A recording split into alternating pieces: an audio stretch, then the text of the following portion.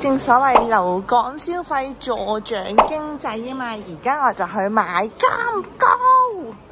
好，咁咧今日因為落雨啦，同埋我呢排都冇買金，所以冇辦法，點都要買個金器玩下先。咁而家我喺謝瑞麟呢一間啦，咁然後入去咧就買金器。Let's go！ 6月第一金啊 ，Go！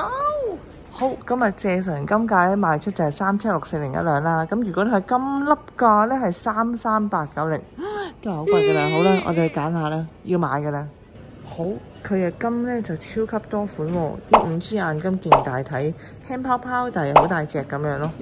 咁啊，如果你手痕又要買金，我覺得呢啲都幾好啊，平平地啊嘛。好，咁跟住咧呢度啲金器咧都幾好，因為佢呢啲係咩3條9金，所以係7分幾都有咁大體咯。咁而我咧就想揀啲再輕身啲，即係2000蚊有找咁就啱啦。即係呢一隻，呢隻係冇大體啊。我覺得幾好啊，佢係2分幾啫，係超正啊，2分8，咁所以係1100幾蚊就可以買走佢啦，超好，2分8，跟住仲要半價手工 ，nice， 俾錢。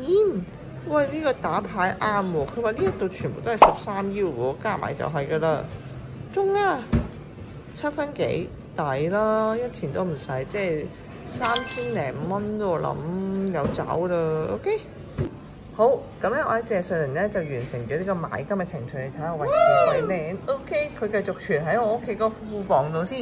咁然後咧今日我就俾咗1154蚊啦。咁今日嘅金價係37640蚊，都係偏高嘅啦，嚇親寶寶，下次4萬蚊再嚟買過。